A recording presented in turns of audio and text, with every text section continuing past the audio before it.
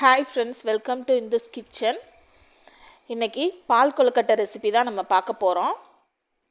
பாலோ தேங்காய் பாலோ எதுவுமே சேர்க்காம பால் கொழுக்கட்டை எப்படி ரெடி பண்ணலான்னு பார்க்கலாம்.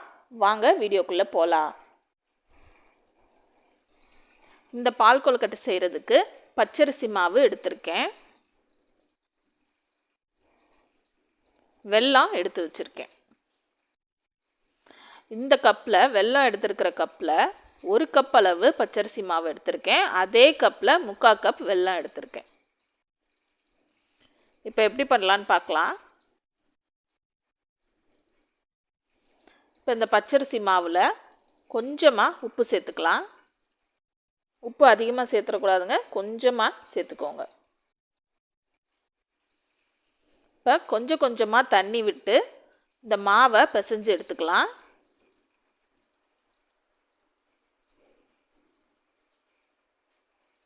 இந்த மாதிரி தண்ணியை கொஞ்சம் கொஞ்சமாக ஊற்றி பிசைஞ்சு எடுத்துக்கோங்க. பாருங்கள், இந்த மாதிரி மாவை பிசைஞ்சு எடுத்தாச்சு. இந்த மாதிரி கெட்டியாக இருக்கணும். தண்ணியாக இருந்துச்சுன்னா மாவு கொழுக்கட்டை உருட்டுறதுக்கு வராது. இந்த மாதிரி மாவை சின்ன சின்ன உருண்டைகளாக எடுத்து உருட்டிக்கலாம். பாருங்கள், இப்படி உருட்டி எடுத்து வச்சுக்கோங்க.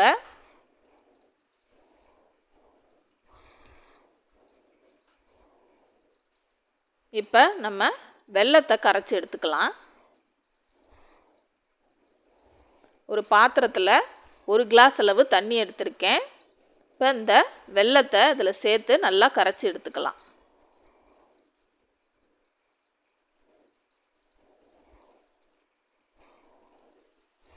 இப்போ இன்னொரு பாத்திரம் எடுத்துக்கோங்க. நல்லா அடி கனமான பாத்திரமாக எடுத்துக்கோங்க. அதில் 1/4 வாசி அளவு தண்ணி சேர்த்துக்கிறேன். அதை நல்லா கொதிக்க விடுங்க. இந்த மாதிரி பபிள்ஸ் வரணும். அந்த ஸ்டேஜில் நம்ம உருட்டி வச்சிருக்கிற கொழுக்கட்டையை ஒன்று ஒன்றா சேர்த்துக்கலாம்.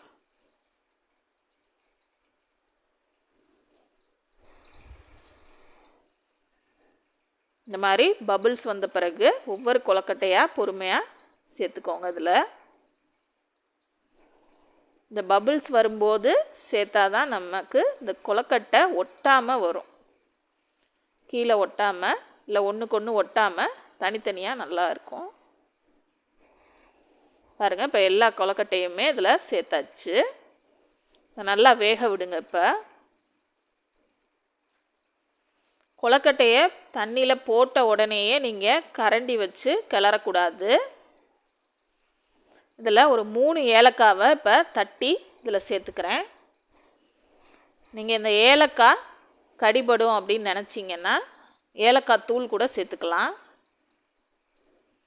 பாருங்கள், ஒரு 5 நிமிஷம் நல்லா வெந்த பிறகு நான் கிளறி காமிக்கிறேன்.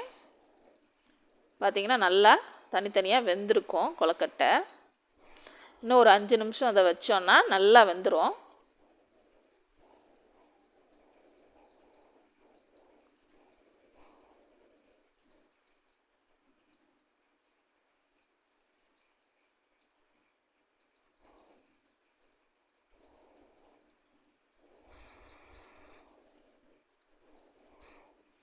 இப்போ நல்லா கொழுக்கட்டை வெந்துருச்சுங்க. இந்த ஸ்டேஜில் நம்ம இந்த கரைச்சி வச்சுருக்கிற இந்த வெல்லத்தை இதில் சேர்த்துக்கலாம்.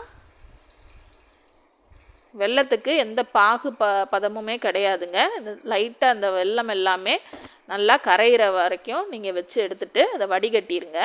வடிகட்டி தான் எடுத்து வச்சுருந்தேன். இப்போ இதில் சேர்த்தாச்சு.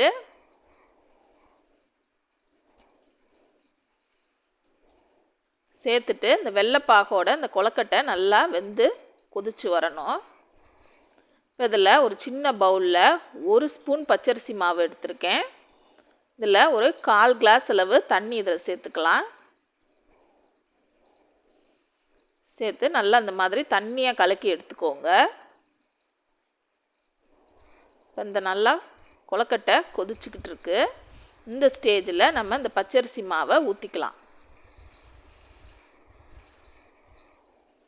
இந்த பச்சரிசி மாவு ஊற்றினோன்னே கொஞ்சம் கொஞ்சமாக கெட்டியாக ஆரம்பிக்கும்.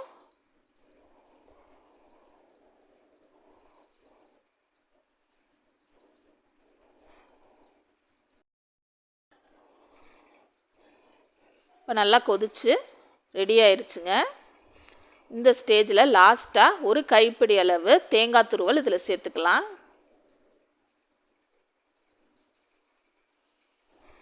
தேங்காய் துருவல் சேர்த்துட்டு ஒரு 2 நிமிஷம் கொதிக்க விடுங்க. அவ்வளோதாங்க, பால் கொழுக்கட்டை ரெடி ஆயிடுச்சு. இந்த அளவு தண்ணியாக இருக்கிற மாதிரி பார்த்துக்கோங்க.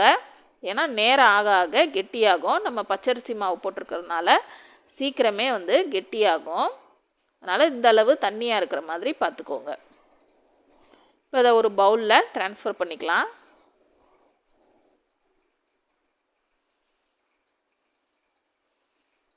பாருங்கள், பால் கொழுக்கட்டை ரெடி ஆயிடுச்சுங்க. கட்டாயம் ட்ரை பண்ணி பாருங்கள். ரொம்ப டேஸ்ட்டாக இருக்கும்.